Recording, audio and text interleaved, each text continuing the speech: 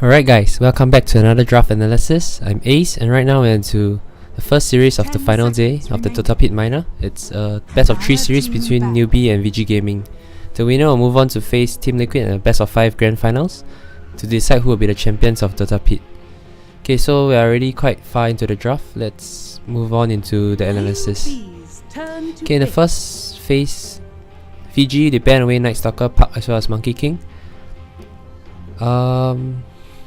I think this is a, how should I say, this is a battle between two Chinese teams, so they probably scream a lot together and they understand each other better than other teams, so we might get to see some interesting picks and bans.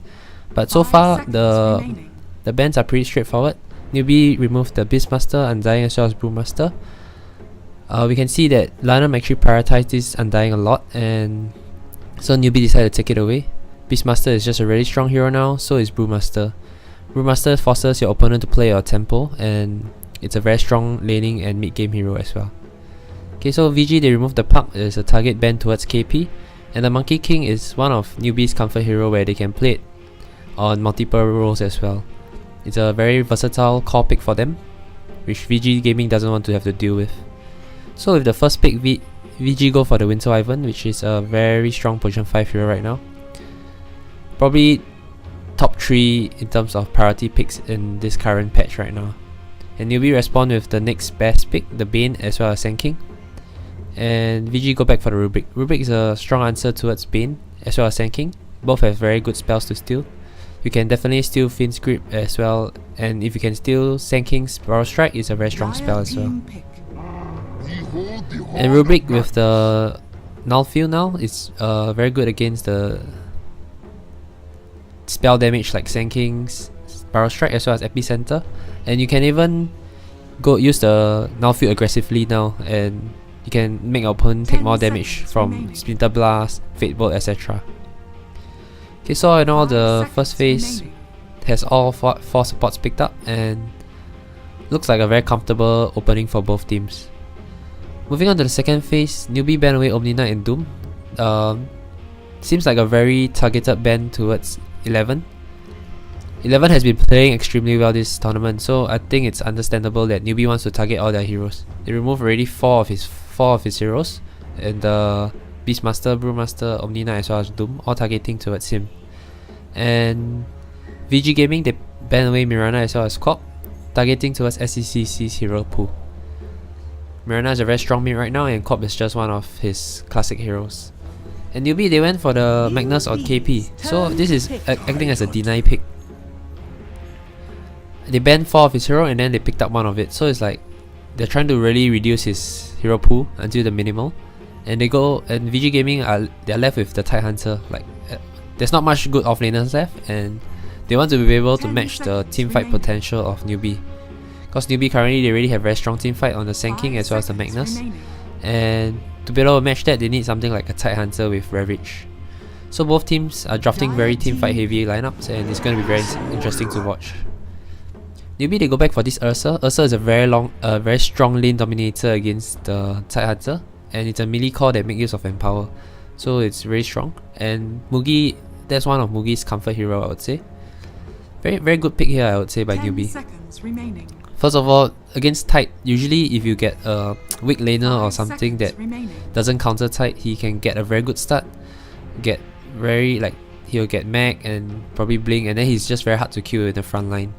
But if Ursa is laning against him, he's going to be able to shut him down right from the laning phase and prevent that from happening. VG Gaming they respond with a Necrophos.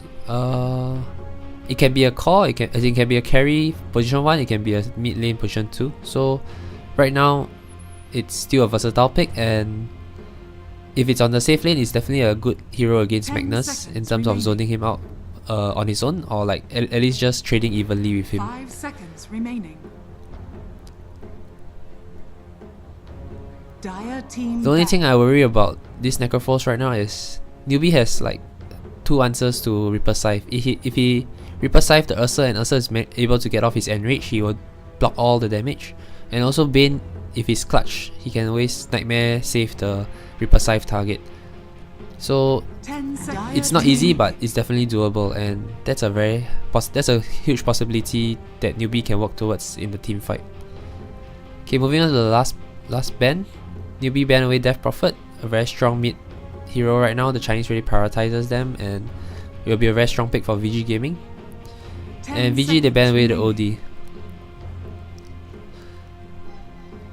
OD is another hero that can save from Reaper Scythe, which is very strong. And yeah, in general, it's just a really strong hero. I don't think it synergizes well with Newbee's lineup in the sense that it doesn't make use of Empower, but because Newbee already have a lot of lockdown with the Magnus, the Sand King, as well as the Bane, they can create a lot of opening for this OD to get huge right clicks off and steal off in stacks, and then throw a huge ultimate down onto VG's lineup. I guess that's the main thing that VG is afraid of, and also because of the defensive Astral Imprisonment against Necrophos ulti. Okay, so down to the last pick. What we'll see for Paparazzi or Ori's hero here. They can either go for something, I think they need something more late game, and so they go for the Terrorblade. Okay, so this Necrophos is going to the mid lane, and Paparazzi is going to play the Terrorblade. Terrorblade is a very strong call against Ursa. Ursa doesn't really do well against illusion based hero because he's all single target. But definitely the Magnus Empower is going to help a bit here. He can farm faster, he can contest Terrorblade in the fights as well. Not super good, but better than without the Empower Magnus. And Newbee here, they go back for this last track for SCCC. They did it once or twice before, but they played on Mugi the last time, I think. And right now they're playing it in the mid lane. It's a very strong call against Necrophos. He has the magical damage that goes through Ghost Shroud. The only worry I have now is Newbee's lineup. They don't have the best answer towards a Terrorblade, I would say. But they have a very strong laning phase. Sand King, Bane are two very strong heroes in the early game. And Magnus can empower Ursa as well.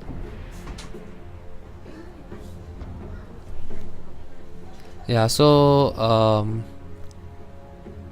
and they only have one hero that makes use of Empower actually. So I expected like them having 2 melee cores, but now they only have 1.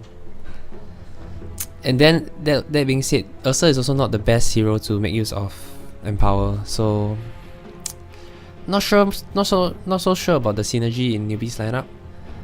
I understand they want to deny pick this Magnus to VG Gaming, but I feel that their lineup, they put themselves on a very heavy timer. Like if they don't take one set of Rex within the 40-minute mark, they're gonna be really far behind, and they probably need to be 10 to 20k ahead in the 30-40 minute portion to have a shot at this game, I feel. If not, I think Terrorblade is just gonna take over the game. Somehow they have a Terrorblade backing him up, they have a Winter Wyvern save, and Rubik, not forgetting the potential of Rubik stealing reverse polarity. So yeah, I'm definitely favoring VG's lineup here, probably slightly, and yeah, that's about it. So this game 1's draft analysis.